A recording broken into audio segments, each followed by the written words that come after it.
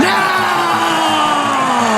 This is the moment you've all been waiting for! It's time!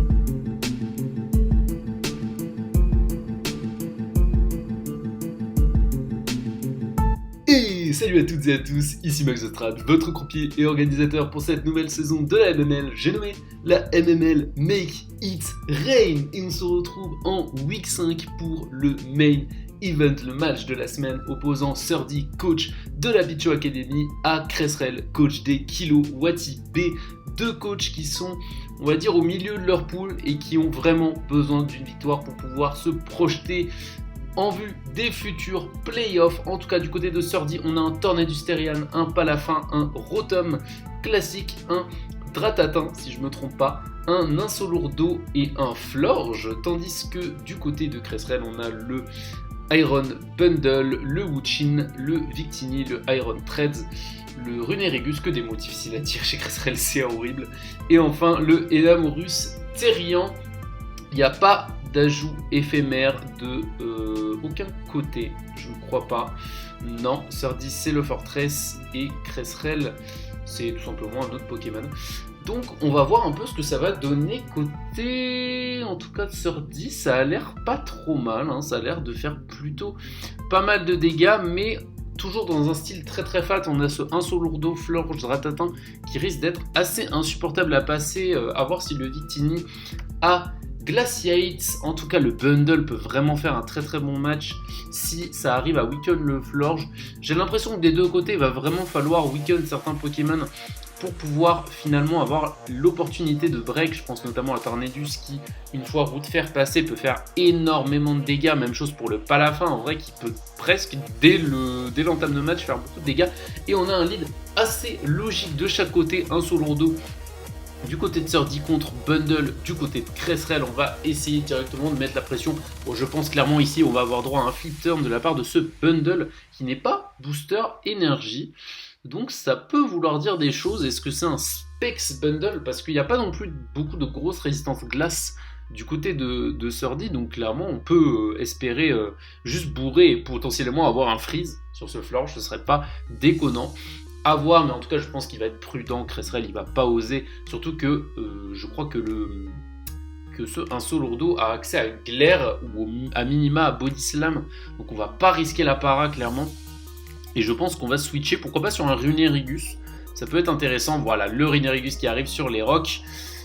Ok, play safe de Surdy qui se met très très bien avec ce lead, un peu plus compliqué du côté des Kilowatty B qui n'ont que Thread pour potentiellement spin, donc ça fait du bien, et le Apple Tune qui va arriver directement sur l'échange de pièges de rock. Donc tranquillement, ça se regarde un peu en chien de faïence de côté de nos deux coachs. On va voir un peu ce que ça va essayer de faire, parce que, alors c'est peut-être aussi un bundle avec les bots, et je pense que ça ferait beaucoup de bien à Cresserel dans cette game. Après évidemment le Dratatin a le talent Sick Fat, donc il va être particulièrement chiant à gérer je pense dans cette game.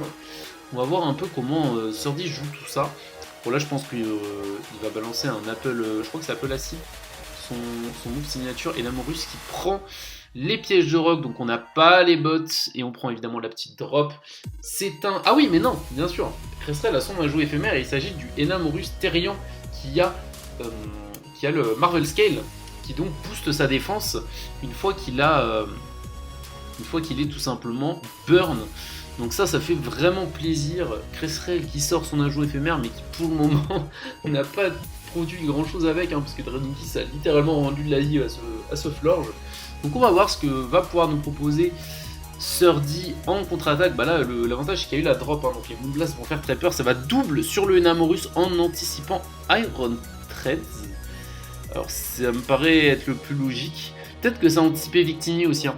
C'est pas improbable, parce que voilà, le Tornade va directement switch sur le Rotom qui va empêcher le spin et non pas le Volt Switch. Donc très bien joué de la part de Cress, qui n'a pas voulu perdre de temps à se faire anti-spin. Ça va directement essayer de mettre la pression, mais le problème c'est qu'il n'y a pas beaucoup de Pokémon qui peuvent mettre efficacement la pression à ce Rotom, hein, j'ai l'impression. Parce que Victini, bon, il connaît pas trop le set de Rotom, donc c'est un peu compliqué. J'ai l'impression qu'il n'y a que le Wuchin qui peut arriver de façon 100% safe sur ce Rotom.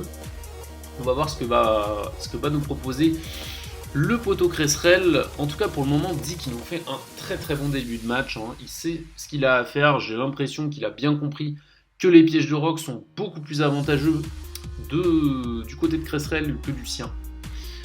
Parce que pour le coup, lui, il a quand même vraiment 3 options très très viables pour Defog, donc à voir laquelle il a choisi, mais... Ok, donc c'est un Victini avec les bots, alors ça va un peu arranger Cresserelle, mais d'un autre côté, est-ce qu'il est capable de one-shot ce Rotom? Je pense que c'est le cas, mais Apple Tune, voilà, va arriver. Casque brut ou pas? Si, c'est un casque brut, donc ça va quand même être assez pressurisant pour ce Victini de stay-in sur le terrain. Il va mieux falloir switcher. Après, potentiellement, ça a un glaciette, mais évidemment, ça va pas le claquer là, parce que je suis pas sûr que ça tue. Surtout avec le Sigfats, et pour le coup on a vu que ça a vraiment pris aucun dégât ce Dratata, qui va probablement claquer sa meilleure synthèse. Dit qu'il maîtrise son début de game, et Cresserelle qui doit faire face à ses démons, parce que ces deux joueurs s'étaient déjà rencontrés lors de l'Ambi Draft League compétition qui a été record entièrement sur la chaîne, donc n'hésitez pas à aller voir si vous l'avez pas vu, petite auto-promo bien placée. Ça fait toujours passer les tours. Mais en tout cas, voilà, je me rappelle que justement Cresserelle avait été un peu trauma par un Clodsire pic toxique qui l'avait empêché de bien gérer son game plan, et au final il s'était fait stall pendant un petit moment, tout ça pour se faire 6-0 par une grosse fat de la part de Sordi. Donc là, je pense que ces vieux démons sont en train de ressortir, mais peut-être qu'il a la solution cette fois-ci à voir. En tout cas, le fait que ce Enamorus n'ait pas les bots, c'est assez catastrophique. La gestion des hasards de manière générale de Cresserelle est un peu compliquée avec cette draft. C'est vraiment dommage qu'il n'y ait pas Runirugus ajout éphémère qui avait Magic Bounce, et c'est un Final Gambit qui va être envoyé. Alors j'avais pas pensé à cette option à ce moment-là. Alors, la question c'est, est-ce que c'est rentable d'avoir fait ça? Parce qu'on a un Victini qui pouvait menacer Florge, on a un Victini qui pouvait venir sur les Moonblast de Florge, et on a surtout un Victini qui était checké par Dratata. L'objectif de ce Dratata, à mon sens, c'était avant tout de checker Victini. Du coup, maintenant que sa mission est réussie, c'est pas si grave que ça qu'il soit mort, je pense. Donc à voir si c'était un bon play. Maintenant, c'est vrai que Victini pouvait être un free setup à la fin. C'est vrai qu'Apple Tune aussi était assez chiant face à Runerigus notamment. Donc pourquoi pas? On va voir. Je suppose que de toute façon, ça a été parfaitement anticipé par Cresserelle dans son game plan, je pense qu'il n'a pas fait ça au hasard évidemment. Donc c'est le Palafin qui va arriver face à Disque d'Or, les pseudos toujours aussi grotesques de la part d'Ekio Tibet. Mais en tout cas c'est la sauce, parce que là Iron Thread face à Palafin, autant dire que ça fait pas plaisir. Palafin qui va pouvoir claquer son meilleur flip turn. A voir s'il aura les couilles de le faire quand même, parce que je pense pas qu'il ait envie de se prendre un Earthquake gratos. Donc peut-être que ça va juste taper le Wave Crash, mais je pense que Flip Turn reste le meilleur play. Ça va directement switcher, voilà, ça va avoir peur de se prendre un move, donc ça va switcher. Et maintenant le Palafin est prêt à faire un carnage dans cette game. Mais pour le moment, en tout cas, le corps défensif de Cresserelle n'a pas été assez entamé pour que vraiment ça soit terrifiant.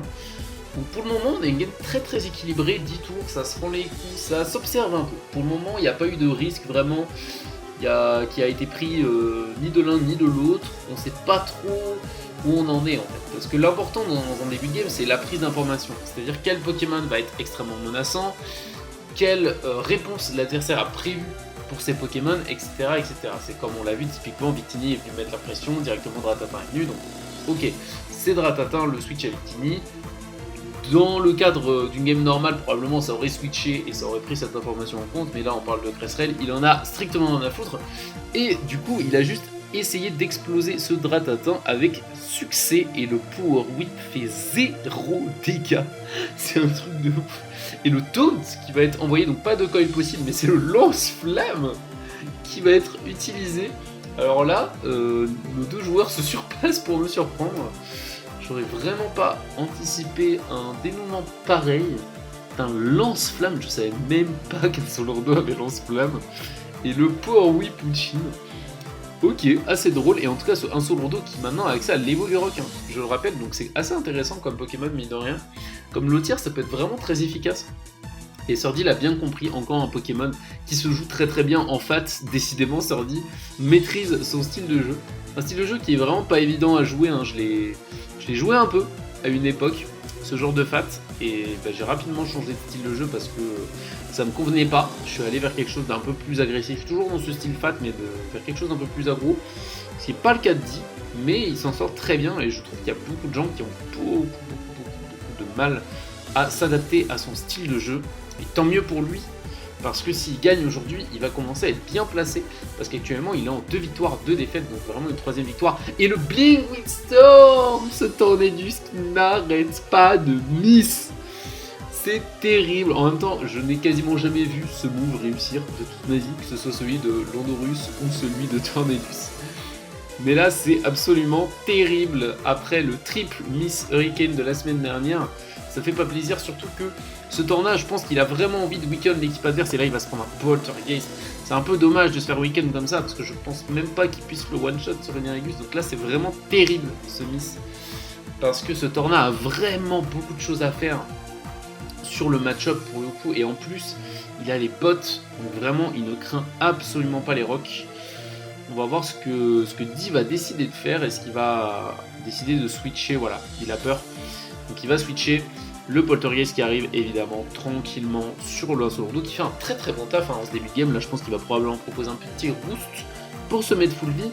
Mais là c'est terrible de la part de Sordi, mais bon il sait qu'il a le temps, il a régé corps. C'est pour ça qu'on le joue. Et une team très originale mais qui fait vraiment le café pour le moment. Après il va falloir quand même trouver le bon moment pour break. Malheureusement le Torna a miss lamentablement son attaque, donc ça va reporter un peu le moment du break pour la Pichu Academy. Cresserel qui n'arrive vraiment pas à mettre son jeu en place par contre. Pour le moment, il essaie un peu de neutraliser peu à peu l'équipe adverse, mais on n'a aucune pression qui a été mise depuis le début. Ça tape pas très fort et du coup, clairement, je pense qu'il n'y a que le bundle qui va lui permettre de mettre la pression en fin de game. À voir comment il s'en sort, mais ça risque d'être compliqué en tout cas. Alors, Adibé Ignite. Les Kilo Adibé qui connaissent très bien leur discographie. Alors, est-ce que c'est un body press qui arrive? Body press pourrait être intéressant ici pour menacer un peu cet Insolordo qui a pas l'air d'avoir été vraiment anticipé au build et je peux comprendre pourquoi. Mais en tout cas, il marche très bien pour l'instant. Donc éventuellement, est-ce que ça Iron Dev ce bouquet? Je pense que oui. Iron Dev Body Press là ça ferait du bien. Mais bon il a déjà reveal Poltergeist, il a déjà reveal Will-O-Wisp. C'est pas impossible que ce soit ces deux moves en last. Mais bon j'y crois pas trop quand même. J'y crois pas trop. Mais ça toucherait, ça aurait le mérite de tout toucher en face. Donc à voir ce que ça va proposer du côté de Cresserel. Et le Enamorus Terrian qui va switcher face à cet Insolordo qui va prendre le lance-flamme. Alors qu'est-ce qu'il va nous proposer cet Enamorus? Parce que là c'est catastrophique. Je pense que sa seule option là c'est repos.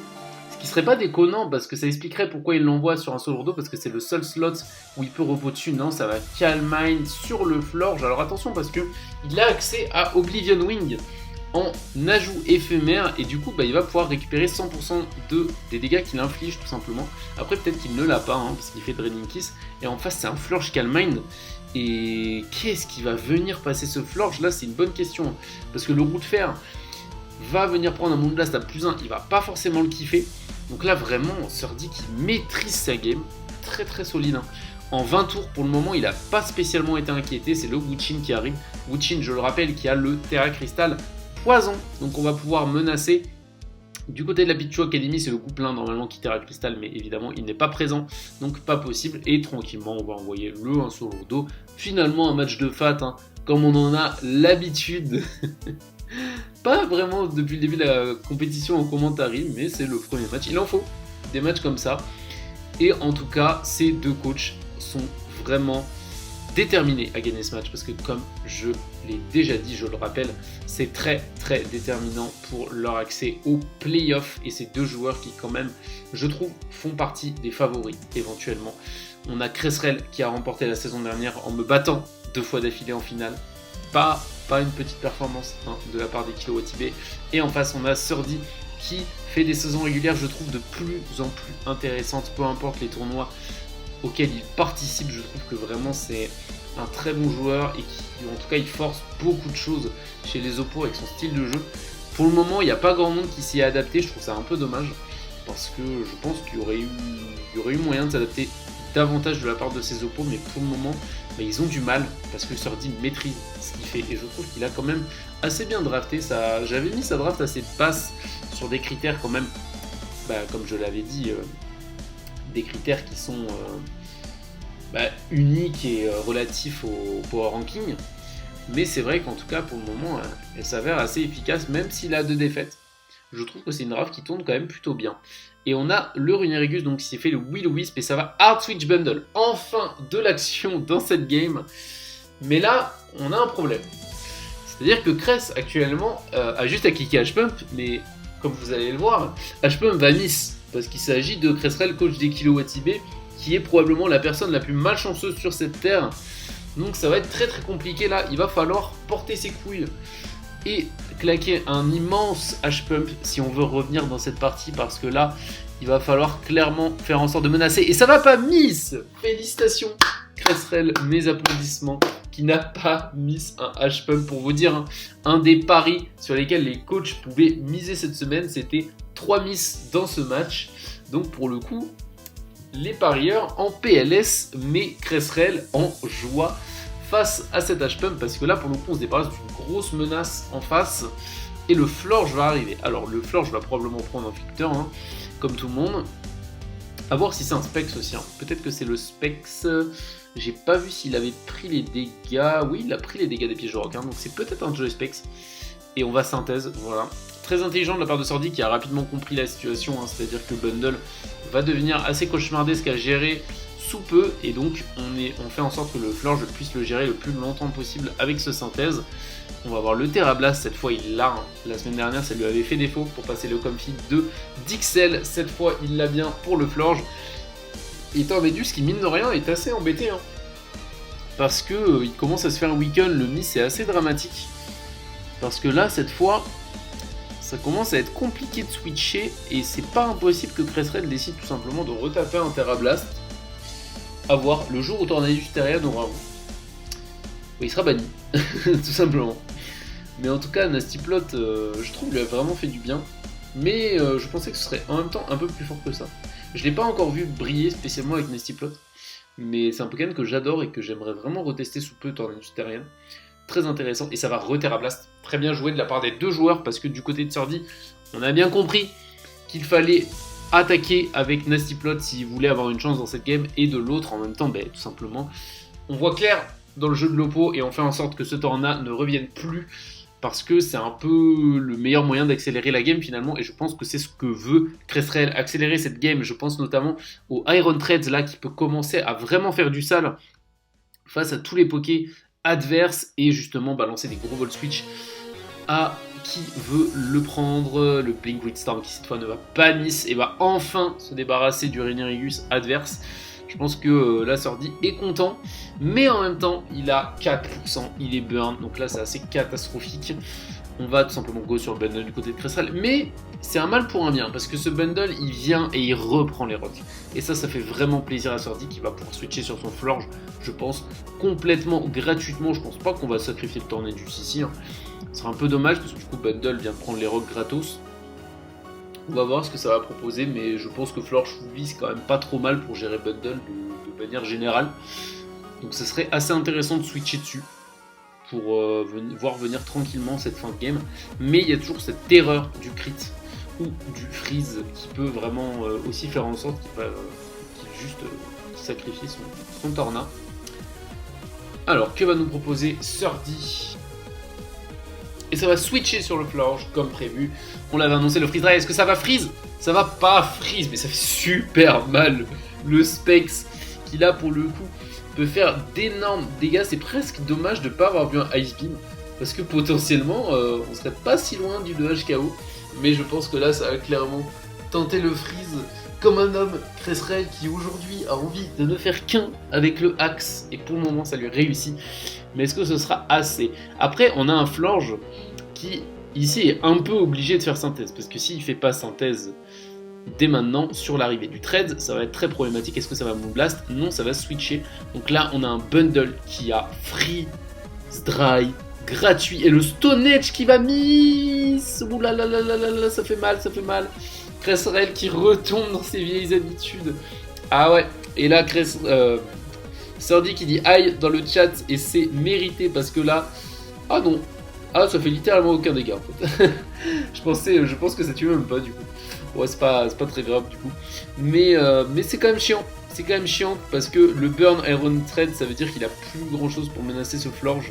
Mais ça va go bundle gratuitement. Et encore une fois, c'est un problème. Parce que ce bundle, il vient de reprendre les rocks pour tuer un Motisma qu'il avait pas besoin de venir tuer à la base. Il était censé être bien face à ce Motisma. Donc là, ça fait encore un kill, encore une possibilité pour le Florge de revenir se soigner sur le prochain tour. Donc là c'est assez triste hein, pour le coup pour Cresserelle, mais qui fait quand même un bon play parce qu'il récupère un pet de vie grâce à Pain Split. Donc assez bien joué quand même, mine de rien. Mais là ça va commencer à être tendu, il va falloir miser sur un crit ou un freeze hein, je pense, hein, pour remporter cette game. Parce que là autant dire que le Florge, bah, je pense qu'il va falloir essayer de miser sur la mort du Florge tout simplement. Parce que le Palafin à Jet Punch, je pense pas que Bundle soit en range de Jet Punch actuellement, mais je pense qu'après une autre couche de piège de rock, je pense que Jet Punch fera largement les 3% nécessaires pour tuer ce Bundle. Donc il va falloir jouer aggro du côté de Cress. Après, attention à avoir de quoi gérer le Wuchin hein, du côté de Sordi. Parce qu'il a quand même encore un peu de vie ce Wuchin. Il a un terrain poison, donc au moins il est neutre face au Wave Crash du Palafin.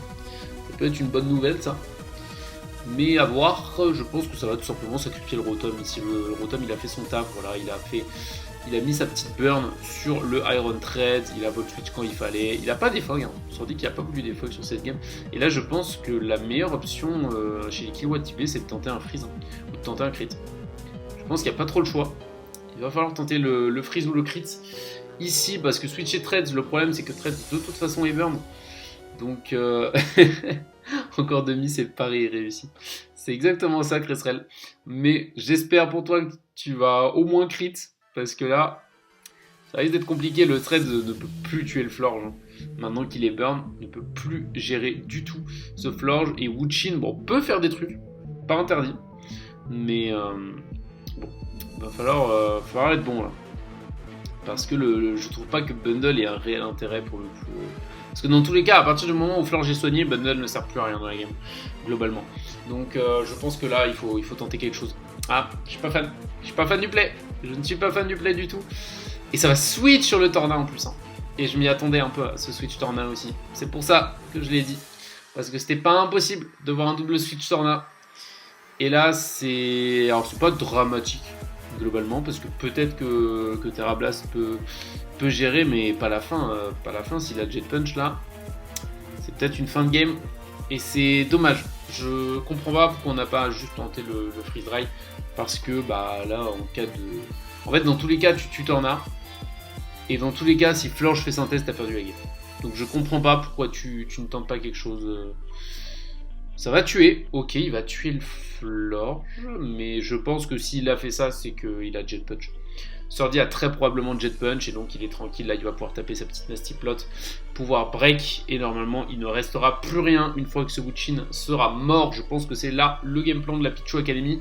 On va voir un match qui pour quand même n'a pas duré spécialement longtemps, 40 tours, je pense que ça s'arrêtera avant le tour 50, éventuellement. Ça n'aura pas duré si longtemps que ça, mais bon, on a quand même deux adversaires qui prennent leur temps, qui ont pris le temps de se jauger en début de game, qui se sont échangés les politesses avec les pièges de rock, et ça va pas taper Nasty Plot, et là j'ai de plus en plus de mal à comprendre ce que font nos deux joueurs. Parce que là, pourquoi taper Blinkwing quand tu peux juste Nasty Plot? Peut-être qu'il a eu peur de bundle, probablement. Il a probablement eu peur d'un hard bundle en mode suicide total. Mais bon, ce bundle, je le rappelle, ne peut pas revenir sur les rocks, ou presque. Donc c'était quand même assez risqué de l'envoyer là. Mais bon, c'est pas une mauvaise anticipation de la part de Sordi qui de toute façon reste très très bien dans ses games. Puisque de toute façon, Cresserelle peut pas faire grand chose mis à part Volt Switch. Hein. C'est pour ça que cette burn est assez catastrophique. Assez catastrophique cette burn pour le Iron Threads. Qui là est en assez mauvaise posture parce que la seule chose qu'il peut faire c'est pivoter. Parce que switcher par la fin serait vraiment pas déconnant ici. Hein. du côté de Surdy. Mais je pense qu'on a quand même un petit Heatwave qui doit traîner, quelque chose comme ça. Si tu joues Nasty Plot, t'as quand même de quoi toucher Iron Threads, j'ose espérer. Donc je pense que ça va tout simplement venir tuer avec ce Tornadus. Mais d'un autre côté, c'est pas évident. C'est pas évident comme fin de game. Parce que là, si le Tornadus tue le Iron Threads, on va avoir droit à un bundle qui fait un kill. Ce qui veut dire que derrière, le seul moyen de gagner de Surdy, c'est d'avoir le Jet Punch pas la fin déjà de 1, et ensuite de tuer le Wuchin qui a quand même une bonne barre de vie encore. Donc je sais pas s'il peut le tuer, ça dépendra le set. Et si jamais il décide de switcher pas la fin et qu'il y a un vol switch, bah on revient un peu à la situation initiale, c'était 50-50, mais je pense que c'est plus en la faveur de Surdy ici de switcher, voilà, pas la fin. Je pense que c'est le meilleur play, et je pense qu'en face on va avoir droit au vol switch. Ok. Donc maintenant ça va switcher le Wuchin, et la question c'est est-ce que ça va double switch sur bundle? C'est ce qu'on va voir tout de suite. Là c'est 50-50. C'est soit tu double switch bundle, et si ça go Torna, tu gagnes probablement la game. Je suis pas sûr. Est-ce que ça va double bundle? Ça va pas double bundle. Ça va pas double. Ça va anticiper. Hélas. C'était un 50-50 qui est réussi par Surdy. Après, peut-être que Cresserel a confiance en lui sur sa capacité à gérer le Torna, hein, c'est peut-être ça. Mais je pense pas, je pense qu'il a simplement raté le 50-50. Et on va avoir le même 50-50. C'est reparti, sauf que là, c'est pas en la faveur de Surdy. Mais attention, parce que il faut pas que ce thread meure bêtement. C'est-à-dire qu'il faut pas qu'il fasse Volt Switch, parce que s'il fait Volt Switch, ça veut dire qu'il peut survivre. Et c'est pas le but. Je pense pas que là tu tapes voilà, tu tapes le spin. C'est un très bon move ça. Oh, c'est un très bon move de la part du Threads. J'avais oublié qu'il pouvait spin encore parce qu'il l'a tellement pas fait.